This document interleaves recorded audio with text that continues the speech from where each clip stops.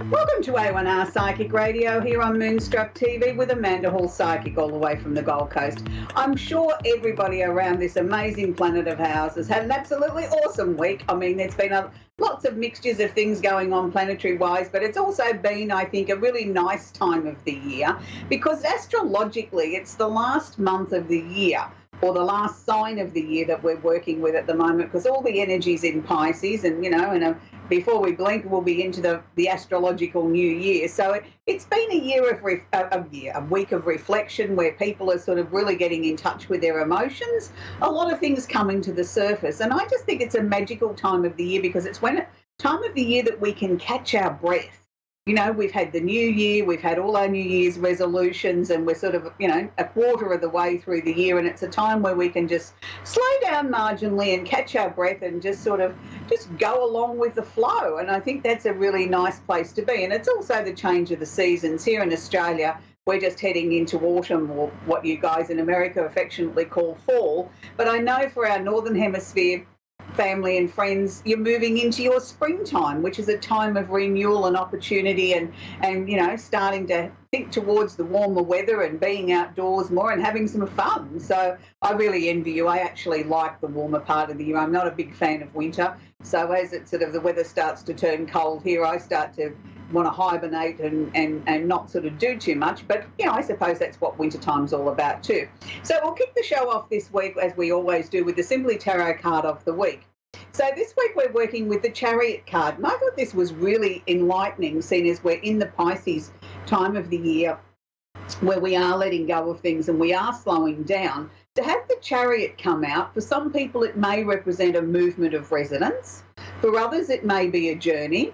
It can be a victory over the situation or a problem, and balancing the opposite polarities. So for those of you of our fellow watchers here that have been struggling with something that they're trying to get a completion over, this is the card of victory, saying finally, we've got the victory over this. It's, the end is in sight. We can balance everything out because very clearly on the card we've got one line that's black with white stripes, and then we have it with the opposite way. So it's sort of balancing everything in our lives, and I think it brings everything to a nice conclusion. So I think it's actually a very positive card to have at the moment, particularly seeing as we've got the new moon coming up on the weekend. Wherever you are in this amazing planet of ours, we've got the new moon in Pisces. So what this basically means is it's a time for us to set our intentions for what we would like to achieve in the next couple of days, the next month, and probably a little bit longer term.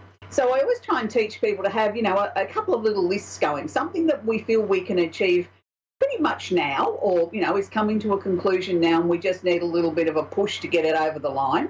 And then have 2 or 3 projects that we're working on that have got longevity. So with the new moon in Pisces, it basically means it's a time to get our creative hat out of the wardrobe or out of the closet and start looking at new and exciting and different ways that we can start to manifest and draw to us the things that we would like to bring towards us in our lives. For some people, they may find that there's a little bit of emotion that they need to deal with. Other people find that they've got a creative answer for things that have been troubling them. That's sort of like, all of a sudden I feel like I've come out of the fog and I can start to see things much more clearly. Now, this will be actually accented or helped along by Neptune conjunct or holding hands with the new moon in Pisces. So this is a really powerful time, particularly if you're working on a creative project or you're looking to do something that's got a creative flair to it, or something that needs to be artistic or musical, something along those lines. This is the perfect time over the weekend to really, really, really focus on this into the early part of next week, because the Neptunian energy is about creativity, is about sometimes about illusion or delusion, but when it's conjunct or hold hands with a new moon, I feel it takes on more of a creative flair. It also gives us the breakthroughs that we were looking for in emotional issues. If there's anything that's been troubling you, now is the time where you maybe can look at it through a different set of eyes, look at it through a different lens, and then you will get answers that you didn't see before. And it's not because you weren't prepared to look at them before. Maybe the timing wasn't right. Everything is about divine timing, and people say to me, but how do you know what's divine timing and what's wishful thinking? I always believe divine timing is something happens when it's precisely meant to, not because we've pushed, poked, cajoled it or tried to make it happen at that time. It just happens naturally.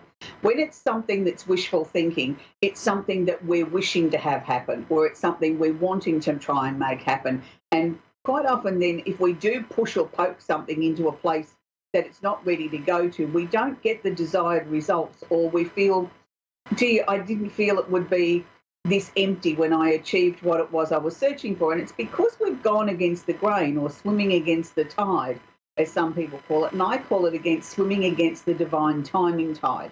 So, you know, we're all capable of doing that. We're all human and we're all impatient. And I put my hand up to that one. I'm probably one of the most impatient people on the planet. And I always have been. I mean, even for all my knowledge in astrology, I don't know that it's necessarily made me more patient. It gives me a better understanding of working with divine timing and working with something, but it doesn't necessarily mean it's changed my basic personality, which is I'm basically impatient and I want it yesterday. So this now actually takes us on to our little trip around the universe. A glimpse around the universe was Neptune holding hands with the new moon and the new moon in Pisces. So it takes me on to the next part of the show, where we always have a little mini astrology lesson, and we're up to part 2 in our little series on health. So this week we're going to be working with Cancer, Leo and Virgo. So when we start to look at parts of the body that Cancer rules as far as health situations, we're looking at breasts. Now that is male and female, or the chest, you know, the chest area, the breast area. We're also looking at fluid retention. Now, we tend to think of fluid retention only applying to females and to that certain time of the month, but it can apply to both sexes, because fluid retention can be a problem, particularly if we have underlying health issues that maybe we weren't aware of, or we've got too much salt in our diet, or we may have an imbalance of minerals, or not absorbing enough nutrition out of the food that we're eating. All these things can throw our endocrine system out of balance and can create salt imbalances in our life, which hence then creates water retention. But also, I think the most important sort of area that can create water retention is inflammation. And it's something that a lot of people don't sort of understand. Some people are more prone to inflammation than others, and that's just their DNA, their chemical makeup of their bodies, just the same as some people are more prone to headaches or toothaches or earaches than the next person. So it comes back to family genetics, but it also comes back to the areas of your chart that may be connected to this. So if you're a Cancer and you're a Cancer sun sign, then you're looking at fluid retention as possibly being one of the areas you need to keep an eye on. Now we move on to Leo. Well, darling Leos, we know they always do everything in a proud, dramatic sort of way. Well, health is no different. It's no surprise here that Leo actually rules the heart. So they are more prone to heart attacks or heart-related illnesses like blood pressure, things like that. So they do need to be very aware of what they're putting into their mouths and make sure that they have a heart-healthy diet. But the other interesting part about Leo is it actually rules the upper back. Now, they are more prone to backache. They are more prone to spinal injuries and spinal conditions. But the other part of the Leo that a lot of people don't really understand is the upper back also relates to underneath the armpit going down to the waist. So it's that little section of skin there that sometimes can become a little bit flabby on them or a little bit larger than the rest of their body shape. So that's an indication then that maybe they might need to check out their heart, because it can sometimes be the first indication of swelling around, you know, underneath the armpit going down to your waist, that something's not functioning properly in your body.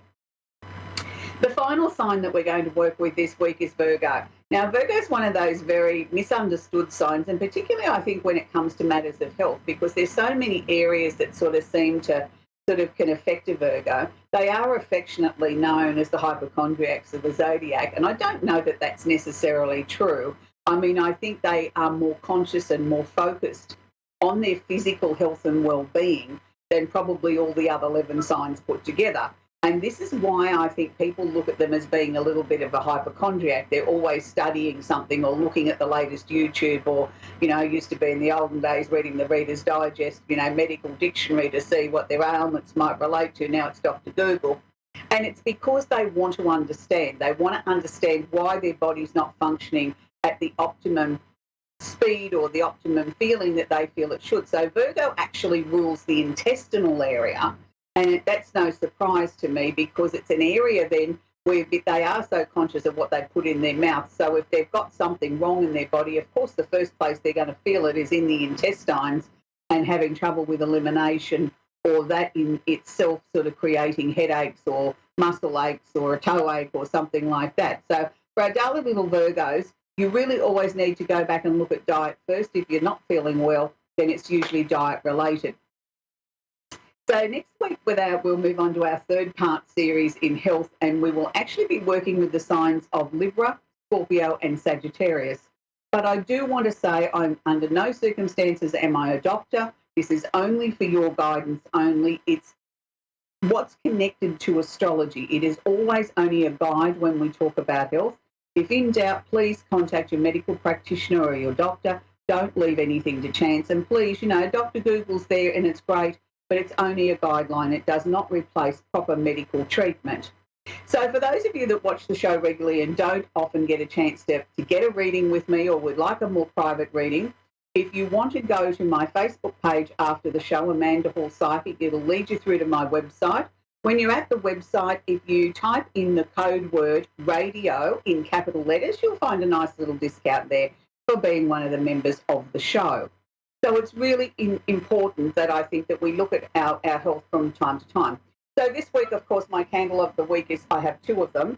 I have the new moon candle, which is obvious that we would burn that around the time of the new moon, which is really important, a couple of days around the new moon, a couple of days afterwards. And because it's in Pisces, I would also be burning my water sign candle at the same time. So how we burn a candle is we write our intentions out of what we would like to bring in around the new moon, what we think that we can ingest, bring towards us quickly.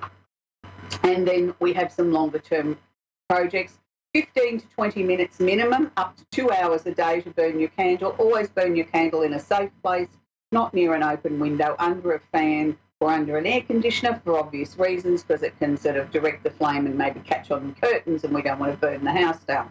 For those of you that might be travelling, we also have a travel pack where you can pick your own 3 candles. In this pack I've created here 2 new moon candles and a water sign candle, and that would be the perfect thing if you were travelling or wanted to do a ceremony outside of the home. So we're now going to move on and we're going to take our first caller, which is Cynthia. And Cynthia is in Honolulu, California. Are you there, Cynthia? I'm okay. How are you? I'm very well. I'm sure I probably got all those pronunciations wrong.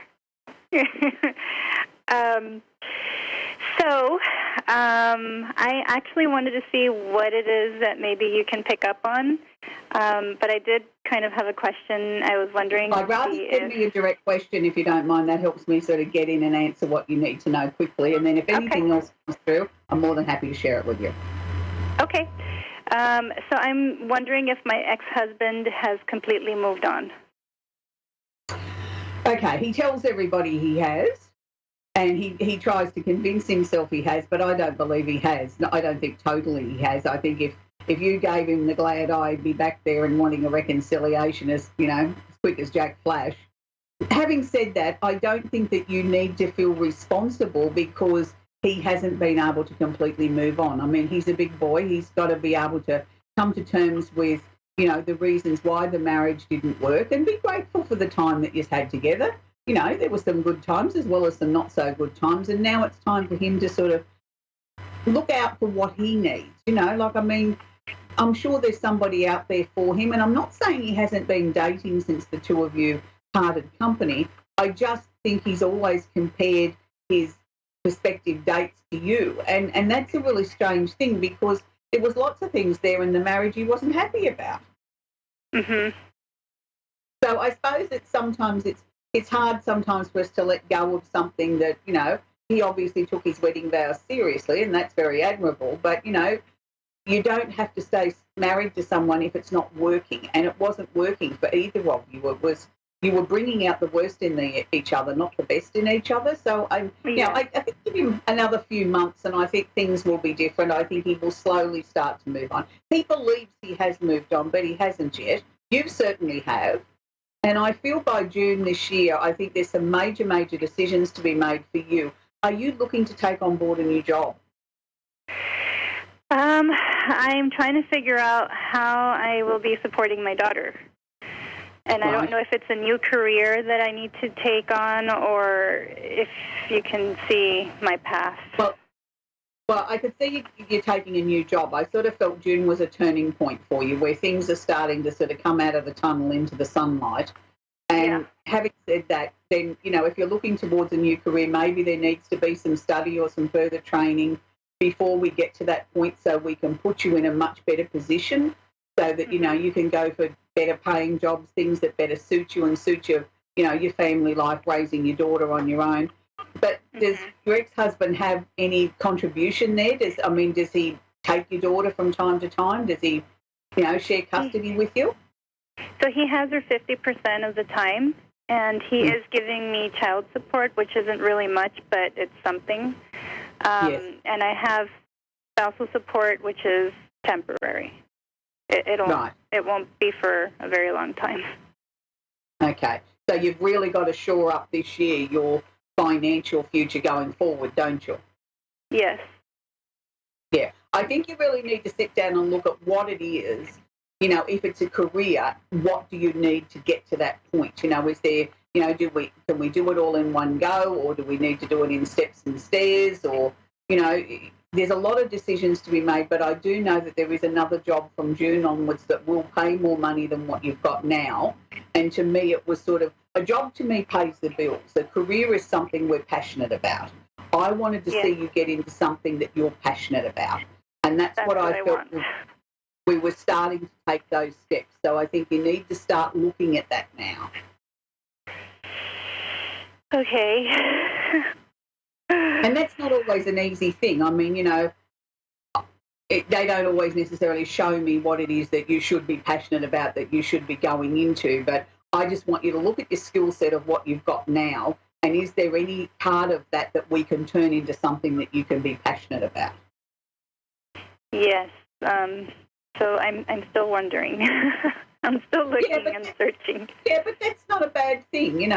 Sometimes I think we've got to be in that path of and be logical with ourselves and say, I really don't know because I don't know yet, and then let it go, because then the ideas will start to flow to us. When we start to get too bogged down in it and get cranky with ourselves because we're not making decisions, we actually block that creative flow, and that would be something that I would sort of write that down on a piece of paper and put it under a candle this weekend with the new moon and say, I want some divine inspiration. Show me my way.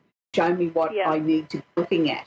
And that's sort of something that this weekend is perfect for that, because with the new moon in Pisces and then it conjunct Neptune, it's the time where those ideas can come if we don't block it by being angry with ourselves about not being able to make a decision. We want something to sort of flow into our mind, and 25 things might flow into your mind and 23 of them might be no good, but it's just getting that process going that we need to have happen. I actually feel it's going to be connected more to do with what I would consider a traditional female role versus going into something out of the box. Out of what, sorry? I don't think it's going to be sort of like, I don't think you're going to take up fixing cars, which is traditionally a male role. You're going into something that's traditionally a female role, but I feel it's going to be working with big amounts of people. I don't know whether that's any help to you to guide you where to start your thinking process, but I feel the answers will come to you and things are going well. So, Cynthia, I think you're on the right path. Don't be too upset with yourself. You've made great inroads. You need to give yourself a pat on the back and say a job well done, and just let everything go for the moment so ideas can come to you. So I'm currently working in 2 jobs right now. What can I tell you what they are? Yeah, you can tell me what they are, but it still won't necessarily tell me that what you're going to go into. I know the major decision will come in June. The change will come in June. I don't see you working 2 jobs. I can see you going into 1 job. thankfully. Okay. I'm shadowing a dental assistant to see if that's my career path and see if I like that. And I'm also a preschool teacher. I've done that for many, many years. Yeah, but I think it's going to be something different to both of those.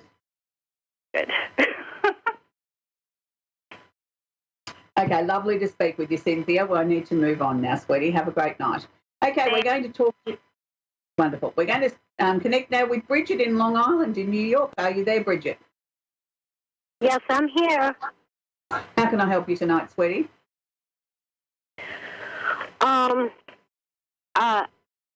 I don't know if you would be able to connect with my mom. They don't always come through in such a limited time space. Do you have a direct question that I can answer for you? And if Mum wants to contribute, she will. Okay. Is 2018 going to be a better year for myself and my family? Okay. There's a number of endings, changes and transformations that are coming up this year. I think by the time we get to the end of this month, Bridget, I think you're going to slowly start to find things are starting to unfold. Things are starting to feel a little bit easier than what they were. I feel 2016, 2017, I'd even like to go back for part of 2015 and say that was when the rot really set in, where things really started to not work out. Is that how you would see the last few years of your life? Right. Absolutely. Yeah, well, now at the end of this month, the end of March, it's like slowly but surely the wheels are starting to crank up again and everybody's starting to get a little bit more positive and starting to feel like life is starting to come more the way that we would like it to, and this is good. I also sort of feel by September there's a major decision to be made. Is who is it in the family that's been talking about changing their job? It's a male. So is that your husband or is it your son? Changing my job. Changing the job would probably be maybe my ex-husband. I mean, my daughter just got a job, and she kind of likes it, so I don't think it would be her. And my son is looking for a job right now. Okay, but even if he finds a job now, I feel that there's a change or a promotion around September. I felt it was a male. I'd be more inclined to go with your son than your ex-husband. Because if he's your ex, you're not really sort of that close to him. You know, you're sort of more connected to your children than you are your ex-husband. So I think your son's got some really good opportunities coming up in September. I do feel there's work for him before then, but I feel the job that he takes, you know, possibly a probationary period and whatever, but by September he's got his first promotion in this job and he's really on the path then to success. I mean, both your children, I think, this year are going ahead in leaps and bounds, particularly work-wise, but also in their personal lives too. Things seem to be, it's like I can exhale. Things are starting to sort of slowly sort themselves out. Is there still a good connection there between you and your ex-husband? We see each other every day and talk and stuff, but, you know, I mean, we have our moments. We have good and bad moments, but, you know, we're friends, but that's about it. Yeah, that's what I mean. There's still a good connection there. I don't see you getting back together again as a couple, but I still felt that there was a nice connection there between the two of you. You know, you can still have conversations, which is good. Right. Is he moving on or has he moved on with a new partner? I'm pretty sure he has, but he don't want to tell me. Yeah, well, that's okay. You don't care one way or the other, but I just sort of see a big announcement maybe towards the end of the year or the early part of next year about him and his partner that he hasn't told anybody about, but that's okay. For you, I think there's going to be an opportunity this year for you to meet somebody that will make your heart sing as well too, Bridget, and that's good. Oh, really? I wasn't expecting that at all. I kind of gave up on love a little bit. Yeah, but sometimes people just sort of sneak under the radar, you know, start out as nice friends and before you know it, sparks are flying and it's just a very nice, comfortable situation. But I feel at this point you seem to be more focused on whether or not you're going to stay where you're living or whether or not it's time for a change, time for a move. Absolutely. Absolutely, yeah, right. I don't think it's the time to make that decision yet. I'd like to see you leave it, if at all possible, till after June, and then the answers will be very, very clear then, Bridget. at what the next step is as far as whether you move or whether you stay where you are and make changes. So, but you're certainly on the right path and everything's getting a lot closer. Mum didn't actually come forward. All she's done is shown me a bunch of pink roses. So that's her way of saying she loves you, and I feel she's happy with the way everything's starting to take off now. She sort of feels that everything's right. But she's around you all the time. She's always there. Yeah. And she tells me that you're just too hard on yourself. Just relax a little bit. Chill a little bit. Yeah, I'm very hard on myself, and I try to be like book perfect and make sure my family's okay, and I tend to. Yeah, she just wants you to relax a little bit because she says by you holding on too tight, you're actually blocking things from changing. And it makes so much sense. Okay, so just have a little conversation with Mum every night before you go to sleep. She's always listening and she'll help you. She's there, she's happy, and she's, again, showing me pink roses, so she wants you to sort of accept that as her way of telling you that she loves you.